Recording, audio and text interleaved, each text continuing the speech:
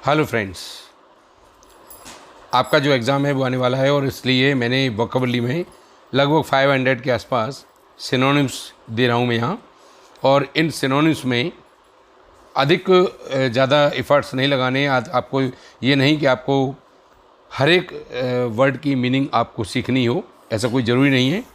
जबकि यहाँ पर ये कहा जा रहा है कि आपको उस वर्ड का जो आंसर है केवल उसी पे ध्यान देना है।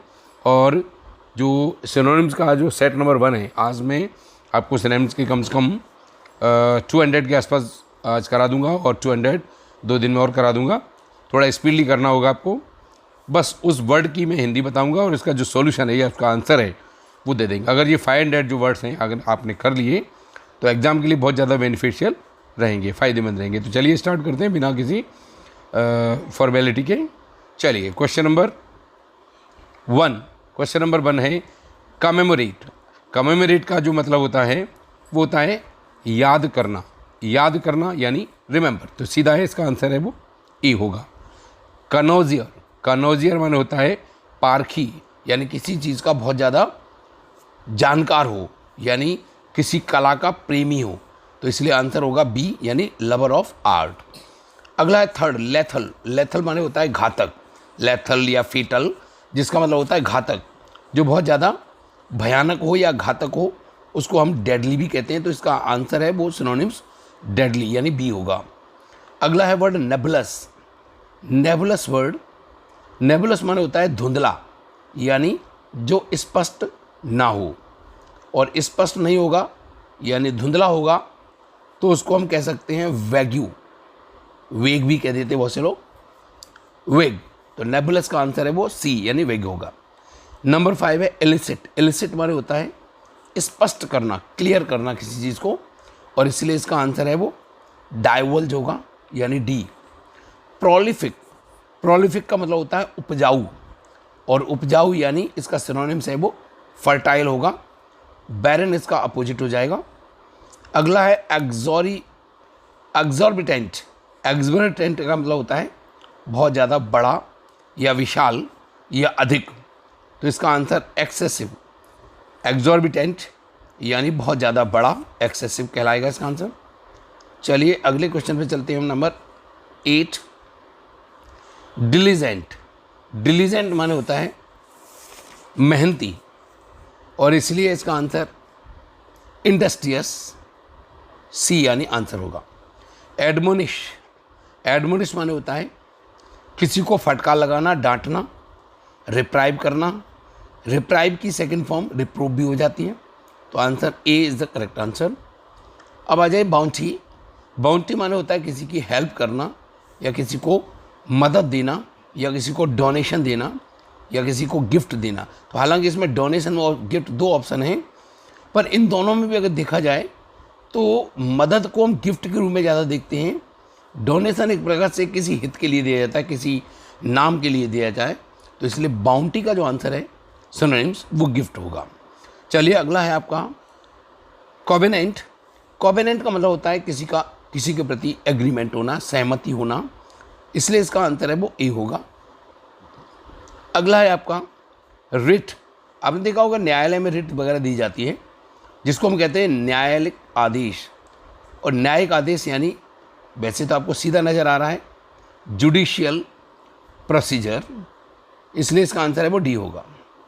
अगला है एजेंडर। एजेंडर का मतलब होता है सेपरेट करना, अलग अलग करना, अपार्ट करना, तो इसका आंसर है वो बी होगा। कोबैट माने होता है किसी चीज़ के प्रति इच्छा रखना, तो इसका आंसर है वो बी डिज़ायर। कोबैट का सिनोनिम्स होगा वो डिज़ायर होगा। चलिए अगला है कंट्राइट। कंट्राइट माने होता है किसी के प्रति खेद प्रकट करना या किसी के प्रति अपने आप में ह्यूमिलेट महसूस करना, तो इसका आंसर होगा पेनिटेंट। तो पेनिटेंट यानी ए इज द करेक्ट आंसर। अगला है आपका अर्नेस्टली। अर्नेस्टली माने होता है किसी के प्रति क्यूरोसिटी हो, उत्सुकता हो, सिंसियरिटी हो, इसलिए इसका आंसर है वो सी सिंसियरली इसका करेक्ट आंसर होगा। चलिए अगला है नंबर 17 विटी। विटी माने होता है बहुत ज़्यादा विनोदपूर्ण या मनोरंजक तरीके से, तो इसका आंसर है वो सी यानी amusing is the correct answer. चलिए अगले क्वेश्चन की तरफ हम चलते हैं। ये है आपका नंबर 18। चलिए 18 नंबर, स्प्लेंडर।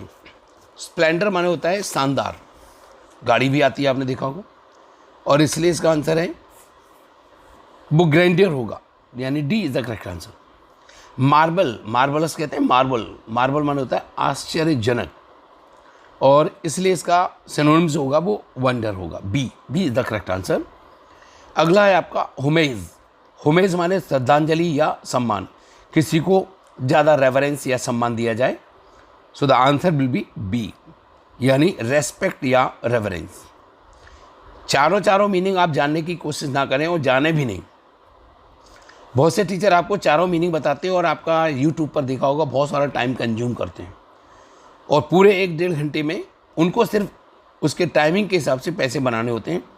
जबकि सही मायने में अगर हम इसका सीधा आंसर दें तो बहुत सारे पार्ट्स हो सकते हैं, और आपको भी मैं यही कहूँगा कि वहाँ चारों अगर मीनिंग आपको याद रहे तो आप कन्फ्यूजन की स्थिति में आ जाएंगे। आपको इसीलिए सलाह दी जाती है कि होमेज का सीधा आंसर है रेस्पेक्ट और रेवरेंस। अब जब ये चारों ऑप्शन आ भी जाएंगे तो आप जानेंगे कि होमेज का मतलब सर ने बताया था सम्मान, रेवरेंस या रेस्पेक्ट में से कोई भी एक लिखा हो, आंसर लिख दीजिए।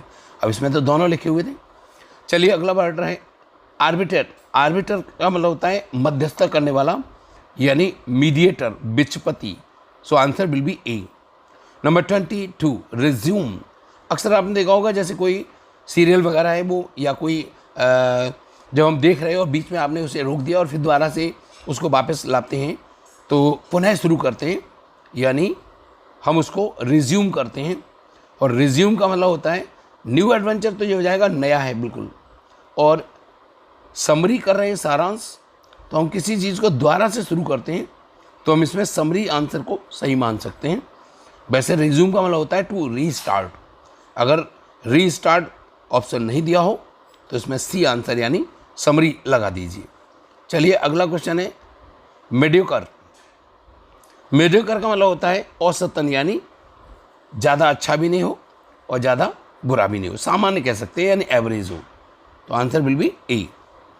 पैराडॉक्स का मतलब होता है विरोधपूर्ण, यानी अपोजिट हो किसी के, यानी किसी का विरोध हो रहा हो। तो इसका आंसर है वो कॉन्ट्राडिक्शन। अपोजिट तो एक बार से विरोध हो जाता है, विपरीत हो जाता है, और पैराडॉक्स का मतलब होता है कंट्रोवर्सी होना, अर्थात दो लोगों के विचार न मिलना। तो इसका आंसर है कॉन्ट्राडिक्शन। अगला है 25 पायस। पायस माने होता है होली, यानी पवित्र, और पवित्र मतलब देवताओं जैसा, तो डेवोट यानी D is the correct answer. Efficient माने होता है कुशल, यानी परफेक्ट हो कोई, इसलिए इसका आंसर है वो डी, यानी कैपेबल, सक्षम होगा आंसर। अगला आपका मैग्नीट्यूड। मैग्नीट्यूड का मतलब होता है बड़ा या विशाल, इसलिए इसका आंसर है वो एनलार्जमेंट हो जाएगा आंसर। चलिए अगला है गार्निश। गार्निश को ऐसे याद करिए, चमकीला होता है, सुसज्जित होता है, अट्रैक्टिव होता है, यानी जिसको आप सजाएं, एडोन करें। तो आंसर है वो बी होगा। चलिए अगला है फ्रिगिलिटी। फ्रिगिलिटी का मतलब होता है ज़्यादा खर्च ना करना, कम खर्च करना, यानी इकोनॉमिक टाइप का व्यक्ति हो, यानी A is the correct answer.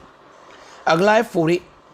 फोरे यानी किसी के प्रति प्रतियोगिता करना, कंटेस्ट करना, धावा बोलना। D is the correct answer होगा इसको।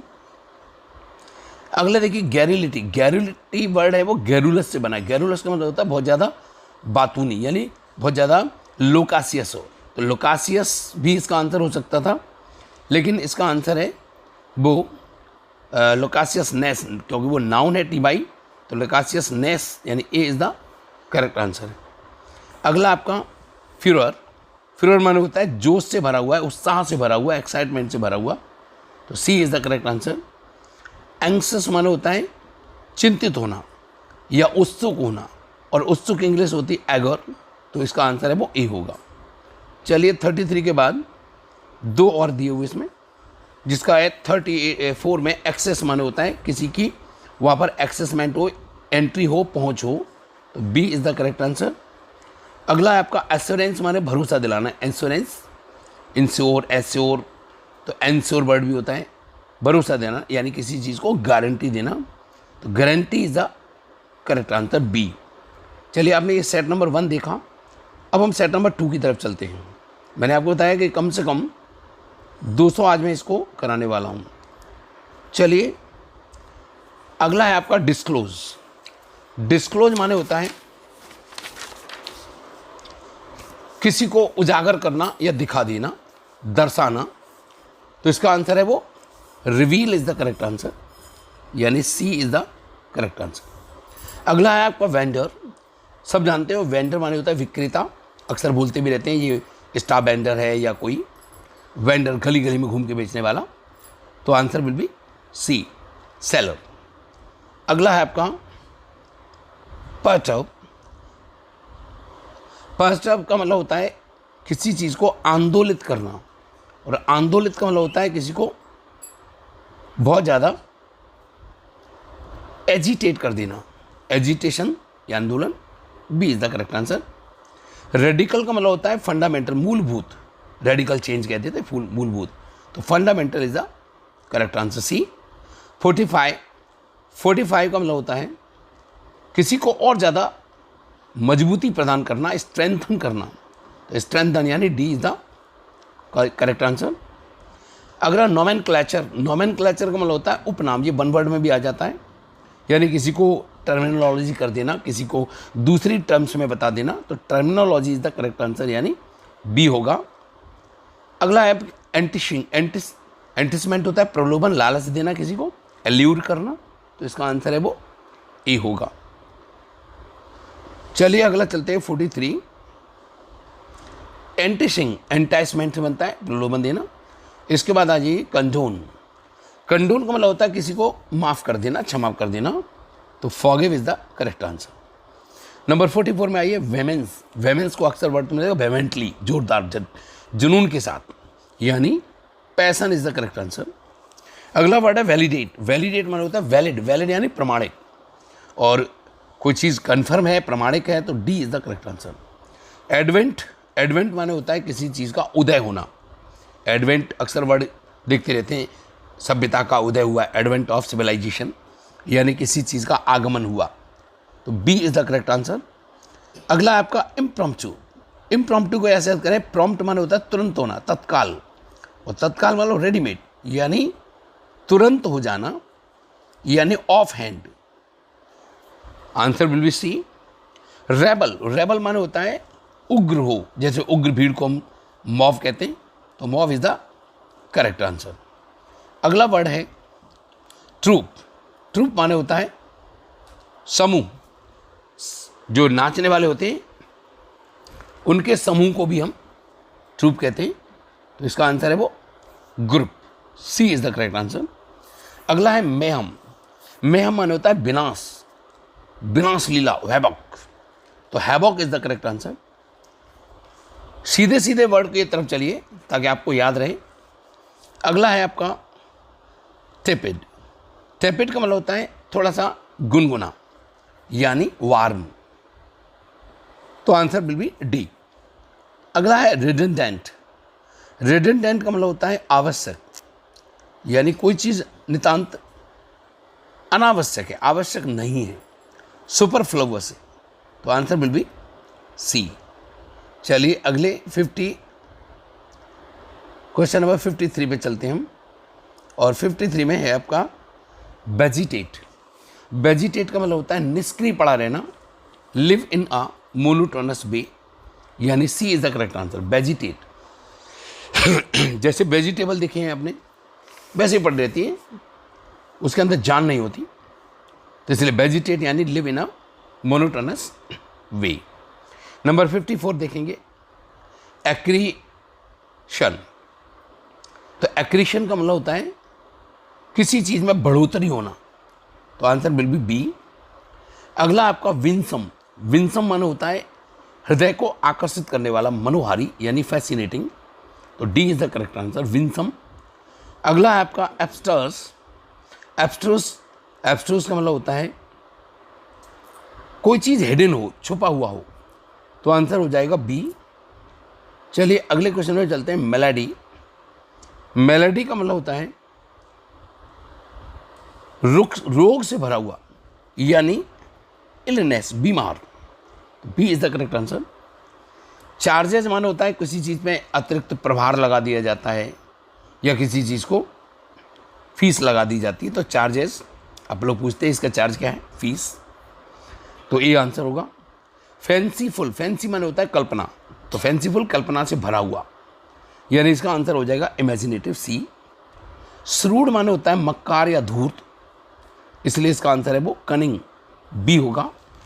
अपलाउड माने होता है तालियां बजाना, तालियां बजा करके प्रशंसा करना, तो प्रशंसा करना यानी praise is the correct answer.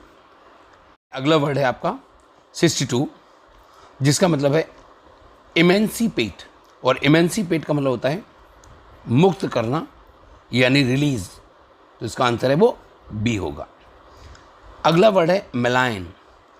मेलाइन का मतलब होता है दुष्ट प्रवृत्ति का, यानी knavish is the correct answer, B. अगला नंबर 64 पे आएंगे, एनर्जेटिक, एनर्जी से बना है, उत्साह से भरा हुआ, और उत्साह से भरा हुआ यानी एंथेस्टिक, तो एंथुजियास्टिक यानी एनर्जेटिक, तो D is the correct answer. चलिए अगले क्वेश्चन पे चलते हैं हम। 65 यानी परपेचुअल, परपेचुअल का मतलब होता है लगातार, continual, D is the correct answer. बार्बरस, बार्बरस माने होता है असभ्य यानी uncivilised, D is the correct answer. Equanimity, equanimity मतलब समानता, और समानता का मतलब किसी चीज़ के प्रति समानता, रेजेंबलेंस हो, C is the correct answer. अगला वर्ड है डेंसिटी। डेंसिटी माने होता है घना, और घना का मतलब intensity, C is the correct answer. अगला है आपका डेफियंस। डेफियंस का मतलब होता है आज्ञा न मानने वाला, डिसओबिडेंट, यानी ए इज द करेक्ट आंसर। चलिए अगले क्वेश्चन पे चलते हैं। 70 नंबर है बेस। बेस माने होता है नींव, नींव का मतलब होता है लास्ट स्टेज यानी नैदिर, तो इसका आंसर है वो डी होगा।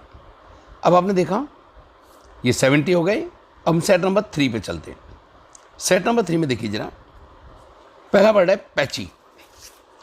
पैची का जो मतलब होता है कुछ अजब टाइप का, विचित्र टाइप का, तो इसका आंसर है वो ग्रोटेस्क, इसका करेक्ट आंसर सिनोनिम्स होगा। अगला है डिस्कर्सिव। डिस्कर्सिव का मतलब होता है जो कनेक्ट ना हो, जिसका कोई संबंध ना हो, irrelevant is the correct answer. Paddy तो सब जानते हो, धान आपके यहाँ खेतों में उगता है, तो पैडी का आंसर है वो राइस होगा। अगला आपका हैटर। हैटर यानी घमंड, हॉटी से बनता है, घमंडी, arrogance is the correct answer, D. अगला आपका कैटरहॉल। कैटरहॉल का हॉलिंग करना अर्थात जोर जोर से तीखी तीखी आवाज़ें निकालना, तो आंसर विल बी ए, हॉलिंग। चलिए अगले वर्ड की तरफ चलते हैं हम। ब्लेज। ब्लेज का मतलब होता है अप्रभावित, जिसका कोई इफेक्ट ना हो, यानी कोई व्यक्ति इंडिफरेंट हो, तो D is the correct answer. Prejudice का मतलब होता है पूर्व धारणा या किसी चीज़ के प्रति घृणा होना, एवर्जन होना, पक्षपात रखना, तो आंसर विल बी ए। गोड। गोड माने होता है भड़काना या किसी को हाँकना, यानी उसको स्पर करना, तो स्पर माने होता है किसी को, जैसे हाथी को जो गोड होता है जिसके माध्यम से उसको आगे बढ़ाया जाता है, या किसी को हाँकने के लिए हंटर वगैरह मारे जाते हैं, तो स्पर और गोड सेम मीनिंग है, तो आंसर विल बी बी। अगला आपका फैड। फैड माने होता है सनकीपना, तो C is the correct answer, eccentricity. Reverence माने सम्मान, रेवरेंस वर्ड कई बार आया है, तो C is the correct answer, respect. Zeal माने होता है उत्साह। उत्साह का मतलब किसी चीज़ के प्रति इच्छुक होना, तो आंसर हो जाएगा बी, विलिंग। चलिए अगले क्वेश्चन पे चलते हैं। ग्रैंडियर यानी शानदार, शानदार यानी मैग्निफिसेंट, तो आंसर हो जाएगा magnificent, A is the correct answer. चलिए अगला है इंसेप्शन। इंसेप्शन मतलब रिसेप्शन यानी शुरुआत, तो beginning is the correct answer, B. Colossal माने होता है बड़ा या विकराल, यानी enormous, D is the correct answer. Paradox का मतलब होता है विरोधाभासी, यानी एक दूसरे के कंट्राडिक्ट हो, और कंट्राडिक्ट होगा तो आपको क्या करेगा, वो पजल कर देगा। तो आंसर विल बी सी। पहले कंट्राडिक्शन वर्ड आया था पैराडॉक्स, कई बार इसके जो ऑप्शन है वो बदल जाता है। अगला आपका प्रोलिफरेट, यानी उपजाऊ, और कोई चीज़ अगर उपजाऊ है तो रिप्रोड्यूस करती है वो, यानी D is the correct answer. Order, order माने होता है किसी चीज़ के प्रति आपके जुनून होना, यानी पैसन होना। तो आंसर विल बी डी। चलिए अगले क्वेश्चन की तरफ चलते हैं, यानी 88 नंबर है डिसिपेट। डिसिपेट का मतलब होता है किसी चीज़ को बिखरा देना, डिस्पर्स कर देना। सो आंसर बिल्बा जो बन जाएगा वो ए हो जाएगा। 89 नंबर देखिए, इंसोलेंट कहते हैं अभद्र, यानी जो किसी के प्रति बेइज्जती करने वाला हो, इंसल्टिंग हो। D is the correct answer. Remorse माने होता है पछतावा करना, रिपेंट, रिमोर, रिग्रेट। तो answer A is the correct answer. Wither माने होता है सूख जाना, सिकुड़ जाना, तो इसलिए आंसर है वो बी होगा, श्रिंक। अबोर माने होता है घृणा करना, और घृणा यानी आंसर होगा सी, यानी हेट। चलिए अगले क्वेश्चन पे चलते हैं। कोयर्स, कोयर्स माने होता है किसी को मजबूर कर देना कोई कार्य करने के लिए, कंपेल कर देना। तो इसका आंसर है वो कंपेल, यानी C is the correct answer. एवराइज, किसी के प्रति लालच होना, यानी ग्रीडीनेस होना। सी इज द करेक्ट आंसर। अगला आपका एसेंटुएट। एसेंटुएट का मतलब होता है किसी बात को जोर डालना, यानी ओवर एम्फेसाइज करना, यानी C is the correct answer. Deprecate का मतलब होता है सहमत ना होना, यानी डिसअप्रूव होना। तो C is the correct answer. Abstain माने होता है बच निकलना किसी से, और बचने की इंग्लिश होती है रिफ्रेन, यानी ए इज द करेक्ट आंसर। अगला है आपका एडमिट। एडमिट का मतलब होता है स्वीकार करना, किसी चीज़ को स्वीकार करना, यानी एक्सेप्ट करना। B is the correct answer. Cited का मतलब होता है उदाहरण करना या बताना या मेंशन करना, तो A is the correct answer. Idle माने होता है सुस्त या आलसी, तो आइडल का जो आंसर है वो इंडोलेंट, यानी B is the correct answer. Prohibit का मतलब होता है रोकना, प्रोहिबिट का मतलब होता है मना कर देना, इसलिए आंसर होगा ए, यानी फॉरबिड।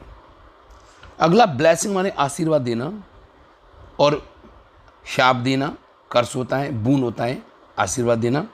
तो ब्लेसिंग का सिनोनिम्स है वो ए होगा। चलिए अगला वर्ड है आपका स्ट्राइल, और स्ट्राइल का मतलब होता है बंजर, यानी बैरन। तो answer will be A. Holding माने होता है पकड़ना या थामना, तो इसलिए इसका आंसर है वो कैचिंग, यानी ए होगा। ह्यूमरस माने होता है बड़ा प्लेजेंट हो या सुखद हो, मज़ेदार हो, तो सी इज़ द करेक्ट आंसर। तो 105 हो गए। अब हम सेट नंबर 4 की तरफ चलते हैं। सेट नंबर 4 में देखिए, पहला है वर्ड आपका मोडेस्टी। मोडेस्टी माने होता है विनम्रता, और विनम्रता का सिनोनिम जो होगा वो होगा ह्यूमिलिटी, यानी आंसर विल बी ए। और अगला है आपका डिस्पैरिटी। डिस्पैरिटी का मतलब होता है किसी के प्रति समानता ना हो, यानी इनइक्वालिटी हो। C is the correct answer. अगला है आपका अबंडेंट। अबंडेंट माने होता है बहुत अधिक मात्रा में, प्रचुर मात्रा में, यानी इसका आंसर है वो प्लेंटीफुल, यानी ए इज द करेक्ट आंसर। अगला है रिडीम। रिडीम माने होता है बचना, किसी चीज़ को रिडीम करते हैं, बचाते हैं। तो आंसर विल बी रेस्क्यू, यानी B is the correct answer. Disdain मतलब होता है घृणा करना, किसी को डिसगस्ट करना, धिक्कारना। C is the correct answer. Perpetual अभी पहले भी आ चुका है, जिसका मतलब होता है लगातार, कॉन्टिन्यूस। बी यानी ए इज द करेक्ट आंसर। 111 का आंसर है वो ए होगा, यानी परपेचुअल का मतलब होता है लगातार, चलिए अगला क्वेश्चन है आपका नंबर 112 112 एस्टोनिशमेंट। एस्टोनिश का मतलब होता है चकित होना, आश्चर्य करना, यानी बहुत बड़ा सरप्राइज, यानी get surprise the correct answer. अगला क्वेश्चन है आपका वैल्योर।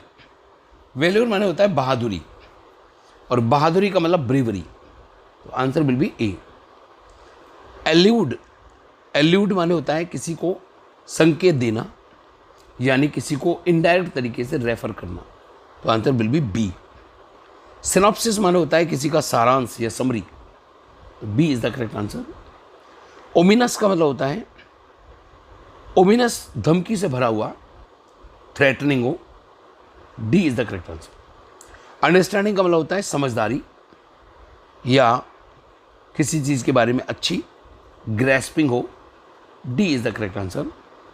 अगला है आपका कंटेमिनेशन।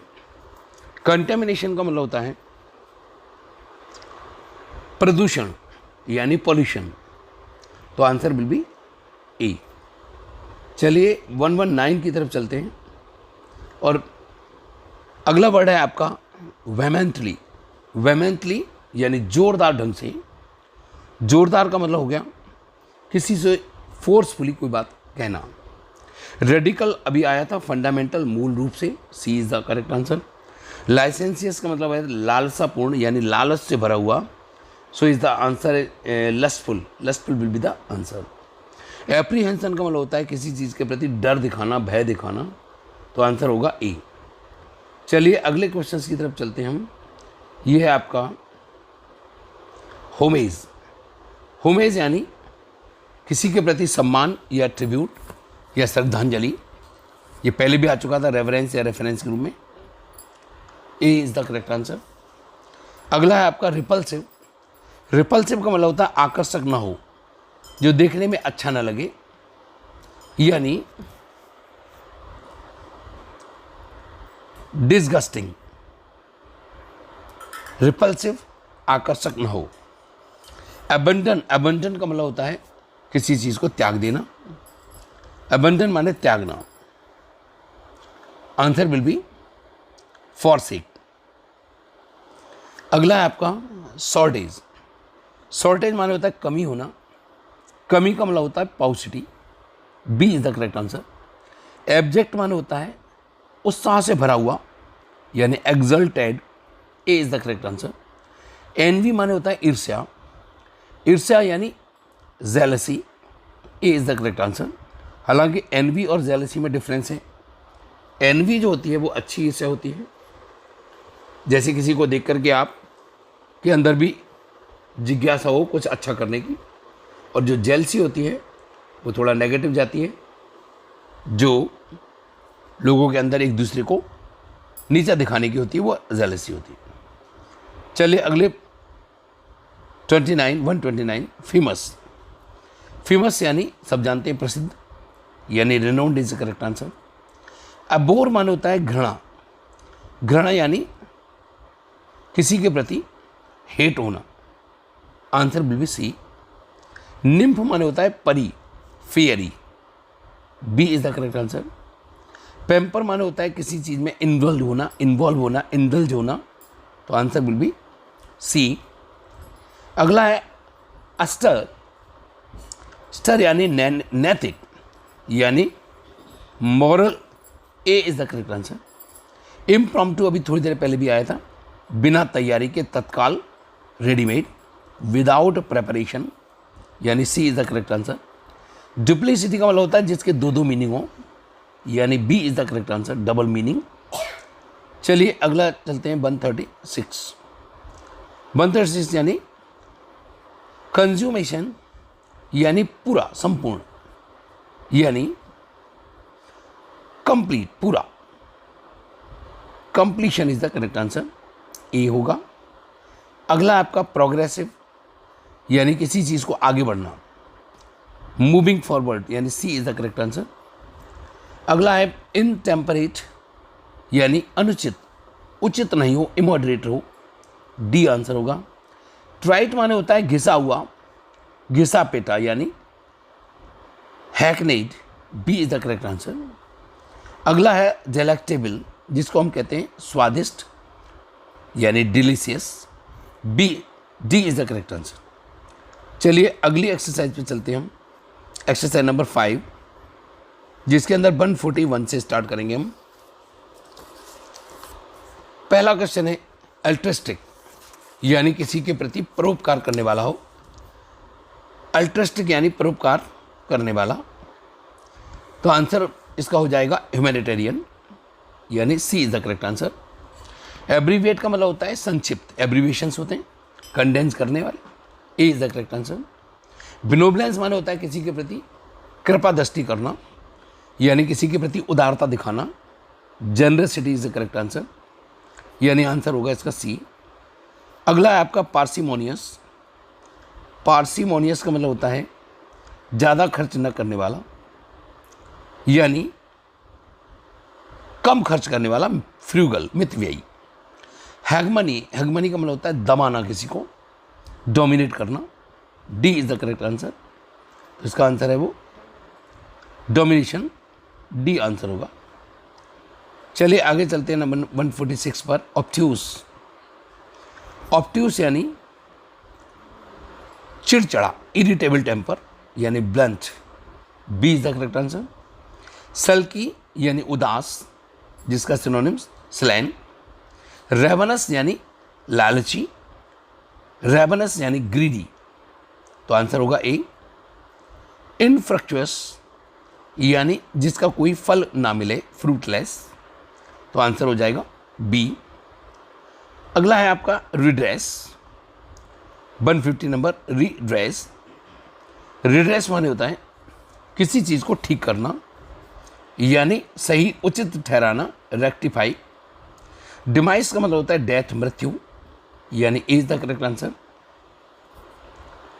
अगला आपका विकारियस, यानी किसी चीज़ को डेलीगेट करना, प्रतिनिधित्व करना, प्रतिनिधित्व करना, किसी को रिप्रेजेंट करना, तो डेलीगेटेड।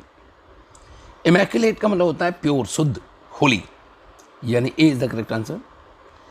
एफेमेरल का मतलब होता है थोड़ी देर के लिए, शॉर्ट लिव्ड, क्षणिक, ट्रांजिटरी, तो C is the correct answer. चलिए अगले चलते हैं 154 के बाद, साइकोफेंट। साइकोफेंट माने होता है किसी के अवसर के लिए चापलूसी करने वाला, यानी flatterer is the correct answer. Philanthropist, मानवता से प्रेम करने वाला, फिल, और मिस होता है वो घृणा करने वाला, तो इसका अपोजिट नहीं, सिनोनिम्स बताना है, तो इसलिए आंसर है वो ह्यूमैनिटेरियन होगा। अगला है आपका बुरासियस। बुरासियस का मतलब होता है ज़्यादा खाने वाला, भूखा, भुक्कड़, यानी hungry, B is the correct answer. चलिए अब हम चलते हैं 158 की तरफ। 158 में पैराडॉक्स, ये कई बार आ चुका है, कंट्राडिक्टरी यानी विरोधाभास, आप देख भी रहे हैं, रिपीट होते हैं कई बार, तो contradictory, self contradictory is the correct answer. Sporadic का मतलब होता है रेगुलर नहीं हो, अर्थात इरेगुलर हो, कभी कम कभी ज़्यादा। रेबल, रेबल भी अभी वर्ड आया था, उग्र भीड़ को हम रेबल कहते हैं, मॉब। अगला आपका टॉर्पेड। टॉर्पेड का मतलब होता है स्लो, धीमे चलने वाला, यानी B is the correct answer. चलिए आगे चलते हैं। एरिड, एरिड का मतलब होता है सूखा, यानी dry, A is the correct answer. Penchant का मतलब होता है झुकाव, किसी के प्रति इंक्लिनेशन हो, यानी D is the correct answer. Harangue, harangue का मतलब होता है भाषण देना, स्पीच देना, तो B is the correct answer. अब चलेंगे ऑब्सिक्वस। ऑब्सिक्वस का मतलब होता है अधिक सम्मान देना, एक्सेसिव सम्मान नहीं हो, तो B is the correct answer. Intervention का मतलब होता है बीच में मध्यस्थता करने वाला, मेडिएशन, मीडिएटर कह सकते हैं हम, तो आंसर बी। चलिए अगले क्वेश्चन में चलते हैं 167। रेप्रीमेंड कहते हैं फटकार लगाना, किसी को लताड़ना, तो A, rebuke is the correct answer. Subjugate का मतलब होता है किसी को दबा देना, सबड्यू करना, दबाना, गुलाम बनाना, तो C is the correct answer. Latent का मतलब होता है छुपा हुआ, यानी हिडन। अगर हम उस वर्ड को मीनिंग को जानते होंगे तो निश्चित रूप से उसके नज़दीक पहुंच जाएंगे। सिनोनिम्स या एंटोनिम्स एक प्रकार से जुए की तरह होते हैं, जो मिल गए तो हो भी जाते हैं, इसलिए हम अपने बच्चों से कहते हैं कि अधिक से अधिक ग्रामर सेक्शन को करिए, ताकि आपके कम से कम 10-12 क्वेश्चन ग्रामर से बेस्ड हैं वो सही होंगे। बहुत से टीचर आपको ये कहते मिल जाते हैं कि ग्रामर तो आती है नहीं, और मुझे नहीं पता वो क्यों कहते हैं ऐसा, क्योंकि शायद उनके पास वोकैबुलरी के अलावा कुछ है ही नहीं। ग्रामर सेक्शन में वो रटाते रहते हैं, पढ़ाने का कोई काम का होता नहीं, और बिना सही मायने में गहरे ज्ञान के आप कुछ भी नहीं कर सकते। और चलिए, लेट इट बी। रिगेल, अगला वर्ड है मनोरंजन करना, रिगेल, आनंद लेना, एंटरटेन, यानी D is the correct answer. अगला है आपका वर्ड वेरासिटी। वेरासिटी माने होता है किसी की प्रामाणिकता हो, यानी सच्चाई, ए इज द करेक्ट आंसर। चलिए अगले वर्ड पे चलते हैं हम, गैल, GALL, गैल। गैल माने होता है कड़वाहट, यानी बिटरनेस। निगेटरी का मतलब होता है जिसका कोई मूल्य ना हो, वर्थलेस हो, D is the correct answer. Industrious का मतलब होता है ज़्यादा मेहनत करने वाला, डिलीजेंट। इंडस्ट्रियस, लेबोरियस, डिलीजेंट, एजर्डियस, बहुत सारे वर्ड हैं। मिलाइस का मतलब होता है भावना अच्छी ना हो, किसी के प्रति दुर्भावना रखने वाला। Spite is the correct answer. चलिए, यह आपने 175 सिनोनिम्स किए, और अगले सेट में हम अगले 5 सेट कराएंगे, और 3 दिन में ये सिनोनिम्स हैं वो कंप्लीट हो जाएंगे। ये करीब 15 सेट, और 15 में करीब 500 के आसपास, 550 के आसपास दिए हुए हैं, और कुछ आप अपने आप से कर ही रहे होंगे। तो मेरा सोचना है कि इनमें से आपके आने की संभावना अवश्य हो जाएगी। Thank you.